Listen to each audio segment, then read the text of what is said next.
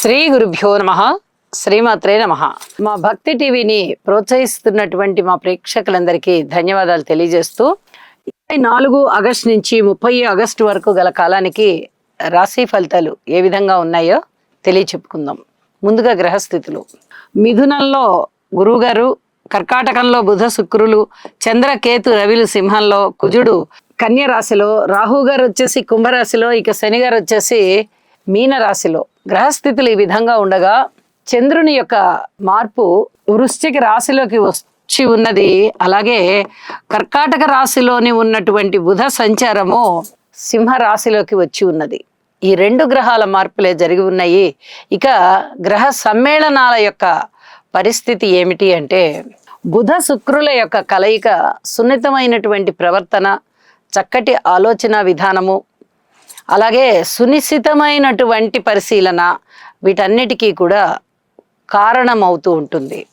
ఇక రవి కేతు, చంద్రకేతు, రవి చంద్ర ఈ కలయికలు అమావాస్యని సూచిస్తూ ఉంటాయి.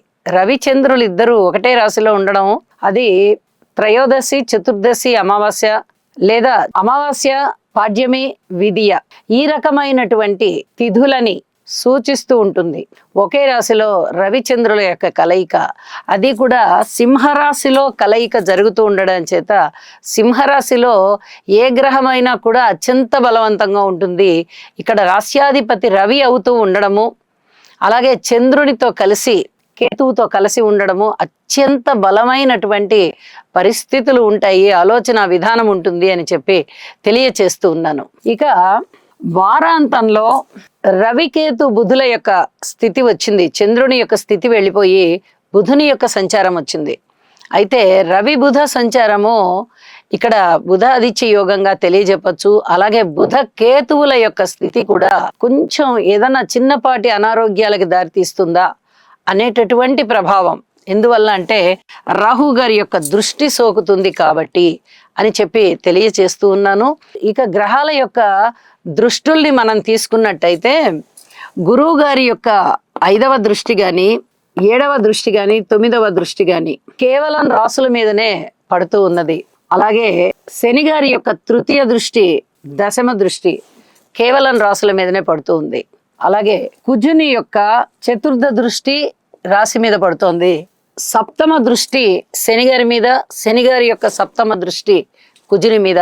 ఈ పరస్పర వీక్షణ కొన్ని ఉపద్రవాలకి దారితీస్తుంటుంది. యాక్సిడెంట్స్కి సూచన, అలాగే అనారోగ్యానికి సూచన, ప్రయాణాలకి సూచన, ప్రమాదాలకి సూచన, హృద్రోగాలు ఇలాంటి వాటన్నిటికీ సూచన కలగజేస్తూ, భూమికి సంబంధించిన తగాదాలు, ఆస్తికి సంబంధించిన తగాదాలు, అన్నదమ్ములకు సంబంధించిన తగాదాలు, రాజకీయంగా కూడా కొన్ని ఇబ్బందులు వచ్చేటటువంటి పరిస్థితి, రాజకీయ నాయకులకి అంతగా బాగుండకపోవడము, ఇలాంటివన్నీ కూడా సూచన చేస్తూ ఉంటాయి. ఈ శని కుజుల యొక్క పరస్పర దృష్టి అసలు మంచిది కాదు. ఎవరికైనా కానీ జన్మ జాతకంలో కుజుని దృష్టి శని మీద ఉన్నా, అంటే అది 4వ స్థానం అవ్వచ్చు, 7వ స్థానం అవ్వచ్చు, 8వ స్థానం అవ్వచ్చు, కుజుడి నుంచి ఆ దృష్టిలు ఉన్నా, లేదా శని గారి నుంచి 3వ దృష్టి, 7వ దృష్టి, 10వ దృష్టి ఉన్నా కుజుడి మీద తప్పనిసరిగా శని కుజ స్తోత్రపారాయణాలు చదువుకోండి, వీలైతే జపాలు చేయించుకోండి. ఇది చాలా చాలా చెప్పదగినటువంటి సూచనగా తెలియజేస్తూ ఇక రాశుల్లోకి వెళ్దాము. సింహరాశి. సింహరాశి వారికి 24 నుంచి 30 ఆగస్టు వరకు గల కాలానికి రాశి ఫలితాలు ఏ విధంగా ఉన్నాయి అంటే, రాశిలో చంద్రుడు బాగున్నారు, అలాగే లాభస్థానంలో గురువు గారు బాగున్నారు, వ్యయస్థానంలో శుక్రుడు బాగున్నారు. ఇక్కడ కూడా వరుస రాశుల్లో 3 గ్రహాలు బాగున్నాయి. ఇది కూడా అనుకూలమైనటువంటి ఫలితాలే, మాలికా యోగం అని చెప్తాం. అనుకూలమైన ఫలితాలే అవుతూ ఊహించని విధంగా లాభాలు రావడము, విదేశాలలో ఉన్న వారికి, అంటే ఇక్కడ దగ్గర నుంచి స్థానచలనమై వెళ్ళిన వారికి, ఏ ప్రాంతం వారైనా కానీ స్థానచలనం జరిగింది కదా, విదేశాలకు వెళ్ళారు కదా, అలాంటి వారికి అనుకూలమైనటువంటి పరిస్థితులు ఉండబోతున్నాయి.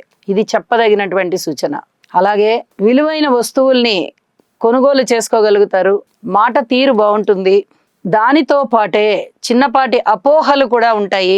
భార్యాభర్తల మధ్య కూడా అంత అన్యోన్యత కనబడబోవడం లేదు. రాజకీయ నాయకులు కూడా జాగ్రత్తగా ఉండాలి. దూర ప్రాంత ప్రయాణాలకి ఇప్పుడు వెళ్ళాలి అనుకునేవారు చాలా వరకు భద్రతా ఏర్పాట్లు చేసుకుని వెళ్ళడం చాలా మంచిది. అలాగే ఏదైనా కొనుగోలు అమ్మకాల విషయంలో కూడా కొన్నాళ్ళు వాయిదా వేసుకోవడం మంచిది. కోర్టు విషయాలు, ఇతరత్ర ఏదైనా సాక్ష్యాలు చెప్పాలి అనేటటువంటి విషయాలు, ఇవన్నీ కూడా మీరు చాలా జాగ్రత్తగా వీటన్నిటినీ నిర్వహించుకోవాల్సి వస్తుంది. ఇవన్నీ కూడా చెప్పదగిన సూచనలే. భార్యాభర్తల మధ్య అపోహలు పెరిగేటటువంటి అవకాశము, అన్యోన్యత తగ్గేటటువంటి అవకాశము, అలాగే వివాహం కుదరవలసినటువంటి వారికి వివాహం అంత వెంటనే కుదరట్లేదు, మనకి ఇంకా ఇంకా బోల్డ్ సంబంధాలు చూడవలసి వస్తుంది అనేటటువంటి విషయము. కార్మికులు, కర్షకులు, నేత పని వారు, చేతి వృత్తుల వారు ఇత్యాది వారందరికీ కూడా పూర్తి అనుకూలించే కాలము కాదు. స్త్రీల విషయంలో కూడా అలాగే ఉంది. రాజకీయ నాయకులకి కూడా చాలా జాగ్రత్తగా ఉండవలసిన కాలం అని చెప్తున్నా. వ్యవసాయదారుల విషయంలో కాయకష్టం బాగా పెరుగుతోంది.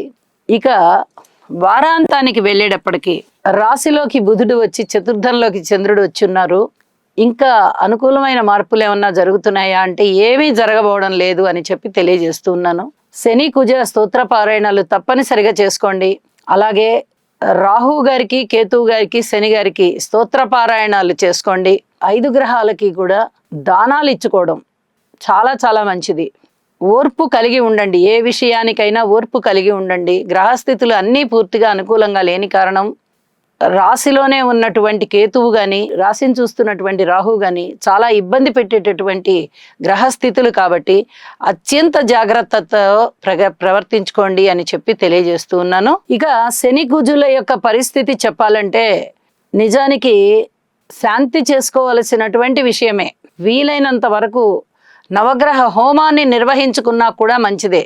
సింహరాశి వారు శని కుజుల యొక్క పరస్పరమైనటువంటి దృష్టి ఈ రాశి వారికి ఎక్కువగా ఏదో ఒకటి మీరు మాట్లాడడము అది ఎదుటి వారికి అపోహలకి దారితీస్తుంది. అలాగే కుటుంబంలో ఐకమత్యం తగ్గుతుంది. దూర ప్రాంత ప్రయాణాలు చేయడంలో ఇబ్బందులు అవి చాలా వరకు సూచించబడుతూ ఉంటాయి. కోర్టు విషయాలు అననుకూలమైపోతాయి. ఇలా మీరు ఏది తీసుకున్నా కూడా అది ఒకంత వ్యతిరేకం అయ్యేటటువంటి పరిస్థితే కనిపిస్తోంది. ఈ పరిస్థితి ఎందువల్ల ఇలా వస్తుంది అంటే రాశిలో ఉన్నటువంటి కేతుగ్రహం ముఖ్యంగా కారణమవుతోంది.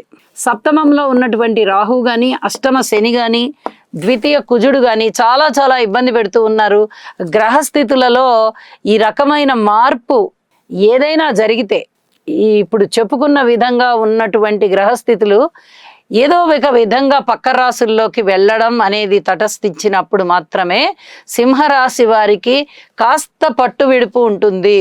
అప్పటి వరకు చాలా చాలా ఇబ్బందుల్ని వీరు చూసేటటువంటి పరిస్థితి కనిపిస్తోంది. కాబట్టి ఈ చెప్పినటువంటి పరిహారాలు తప్పనిసరిగా చేసుకుని ఓర్పు కలిగి ఉండి ఒక బాధ్యతతో ప్రతి విషయాన్ని కూడా జాగ్రత్తగా చూసుకుంటూ ఉండాలి అని చెప్పి మరొక్కసారి సూచన చేస్తూ ఉన్నాను. శుభం.